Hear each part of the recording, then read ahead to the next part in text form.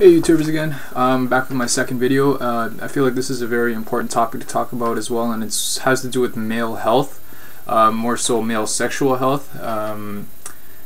It's a little bit of a taboo subject. It's a little bit of a subject that a lot of males are very embarrassed to talk about, but I feel like it's a very important topic, and I feel like it's pretty much eroding the male population right now, and it's really, you know what I mean, making things really tough for males out there, and it's really just messing up everything in general. And basically, I'm at a point in my life right now where I realize this problem, and I basically point out every problem a male has to this, to whatever I'm about to just talk about, okay? So basically, the topic that I choose to talk about right now is about pornography. Ooh. Okay? So, pornography is, it's not like it hasn't, it's not like it's a new phenomenon, you know what I mean? It's been around for 50, 60, 70 years, maybe 100 years, you know what I mean? As long as, since we've had print media, it's been out, okay? So people really don't think there's ever been a problem with it. Like, if it's not broke, don't fix it, right? But pornography has really changed and evolved over the last 10 or 20 years or so, okay? And I'll tell you why in a little bit. I really feel like, you know, sexual addiction and pornography addiction is becoming a very big issue amongst men. And ladies, if you don't really think so, you know what I mean, people just aren't informing you, because, you know what I mean, the market right now is huge, and I'm about to get into a little bit of stats in a little bit just to really show you how big it is, okay? So, basically, the whole issue with pornography is that a male's prerogative, a male's sexual behavior or sexual profile, we should say, is very novelty. The male sex drive is all about novelty, and we are novelty seeking. So, you know, males are generally wired to always look for different partners and always wired to look at different women. And that's why we're very visual. We get in trouble sometimes for looking at other girls, you know what I mean, when we're with your girlfriend. But this is due to something that scientists called the Coolidge Effect. And basically the Coolidge Effect is males are novelty seeking. And any time that a male is introduced to a new mate, it just takes them less and less time to ejaculate. Because, you know what I mean, really they're just extra excited every time they meet a new mate. You want to Google why it's called the Coolidge Effect. It's actually a pretty funny story, so check it out. But anyways, the features of high-speed internet and high-speed internet pornography nowadays really aligns perfectly with our novelty-seeking sexual behavior, because you really don't have to go nowhere to obtain it. It's free. It's fast.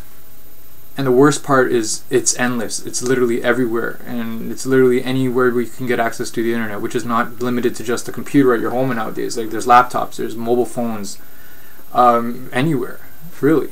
I've seen people at libraries try to watch that stuff, and it's disgusting. Anyways, just a little stat just to really show you how big of a problem this is worldwide.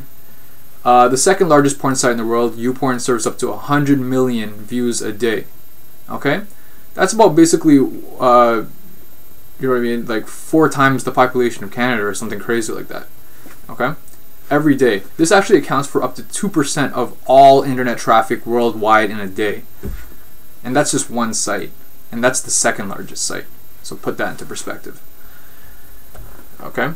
The problem with pornography nowadays is that, you know what I mean, males are ashamed of it to a certain extent, but they still do it, you know what I mean? Like, anytime basically that they're in a room by themselves, you know what I mean, they're thinking about it, and, you know what I mean, and when they do it, they feel like it's not a bad idea, and it's not that bad, because people are all coming out there and saying, oh, no, masturbation's not bad for you, you know what I mean, it's good for you, it's healthy. Those are the arguments that that people make, okay?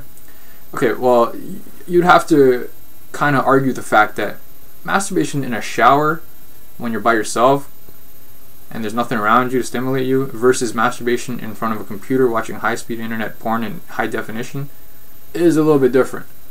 You know what I mean? Number one, that visual stimulation is really what gets guys coming back all the time.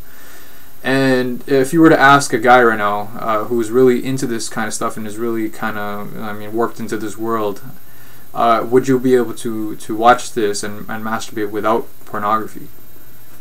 And the answer is probably no. You know what I mean? Like, guys are, like I said, are very visual, and you know, sometimes they need to have that visual stimulation. Okay. The problem with this is not, you know what I mean, like the act itself. Okay. The act itself, okay, might be healthy for you to release sexual aggression every now and then. Okay. I'm not going to argue with that.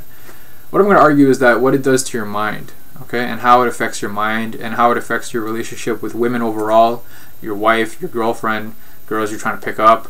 You know what I mean? We all have those crazy fantasies in our head about, like, you know what I mean, like random girls that you pick up on the street. You know what I mean? That you will pick up at a mall, and they'll just come back, and you know what I mean, they'll do whatever with you. I mean, because we've seen this. You know, it's all over the internet, and some of our wildest desires are fueled, and the wildest times in our lives are fueled by like these fantasies. Alright, well, what you need to realize is that it's all fake. You know what I mean? These fantasies are obviously not real. And the acting is fake, obviously. You know what I mean? So you really gotta separate reality from fantasy here. Okay?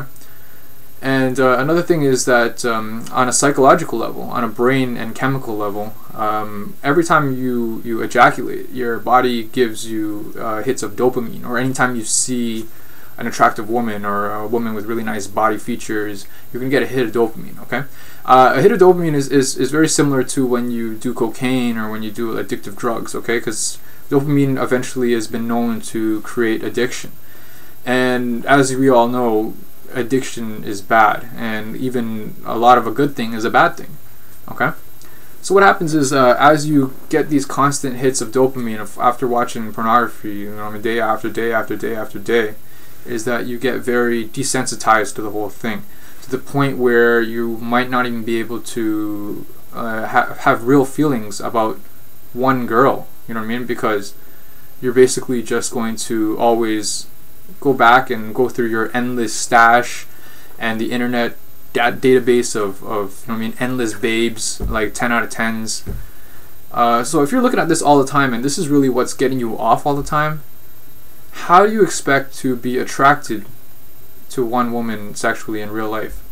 I mean, because you know, your brain is all about, is designed to perceive rewards and work for rewards, and like, you know what I mean, know when a reward is coming. So your brain kind of knows that you're masturbating and you're watching pornography, but when you're ejaculating and you're at that moment, you're climaxing, at that point, your brain can't really tell the difference. You know what I mean? Whether or not you're having sex with a real woman or...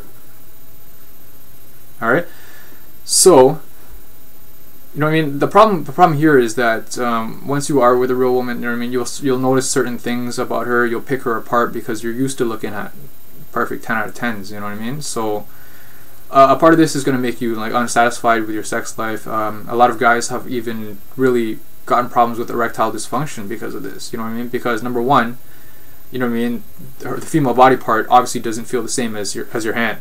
So, you know what I mean, plus, you know, if you got that kung fu death grip, you know what I mean, then like you're really in trouble, buddy. You know what I mean? So it's, a lot of guys will notice this, stuff like that, and the smart ones really go out to the internet and really use it productively and positively to really find out why it is that they're feeling like this. And I was one of those guys, okay? So I'm not ashamed to admit that, you know what I mean, I was sucked up in this world before, and you know what I mean, like I am actively pulling myself out, and I'm almost already there. I actually came to this realization maybe about just almost a year ago. And if you guys want to check it out, it's on Reddit. It's called NoFap, and if you guys don't know what fapping is, I would suggest you Google it, because it's really just slang for... Alright? So, basically what these guys do is really have a 90-day challenge where you go 90 days without watching pornography. And if you can do that, you've pretty much beat it, okay? So sometimes I know that people are so into it and they have problems with erectile dysfunction and they're really in a big rut and they don't feel good about themselves and they just want to pull themselves out of the rut.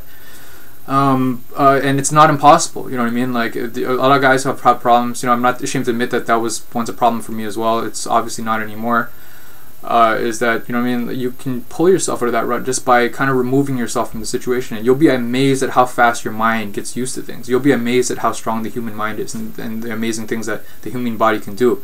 And it all starts with habits, you know what I mean, creating habits that become practices, and and or sorry, practices that become habits. So you know what I mean, it's really, really good. And you know what I mean, try the challenge, and it's okay if you slip up. This entire website on Reddit is designed for guys to really get together on forums and really discuss their experiences with each other, tips on what works, what doesn't work. And let me tell you, you know what I mean, the first week or so, you know what I mean, and I don't even think I was that bad. Maybe I was, maybe I wasn't, but you know what I mean, it felt bad. So the first week or so, man, it was really bad. Like I couldn't even sleep some nights, and it just basically, I went through the withdrawal phase. You know what I mean? Like if you guys have ever gotten addicted to drugs or any kind of drugs or anything really, even addicted to a person, anything that really just like stems addictive personality, you know what I mean, or addictive behavior, you'll know that there's a withdrawal period. And some people during withdrawal periods, they will, you know what I mean, try to like lower their dose to the point where there's nothing. And that might be a good idea, but then again, you know what I mean, it's really, these are things that you do in the privacy of your own room, and you're not supervised by anybody. So if you're really mentally strong enough to pull yourself out of it, and you feel like you can lower your dose and eventually that'll work, then you know, all the power to you. But I find that most guys won't be able to control themselves, especially when they're by themselves in their room on their computer.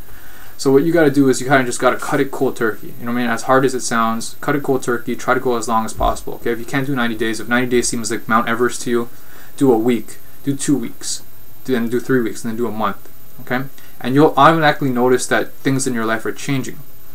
If you stop looking at this stuff, and I'm not even talking about just like video pornography, even checking out pictures of girls, or you know what I mean, checking out women in real life, and all you say is, "Damn, that ass though." You know what I mean? Like you gotta kind of get those images out of your head, and you kind of just got to start focusing on either yourself or, I mean, just the woman in general, and you know what I mean, the good things about women that they have to offer.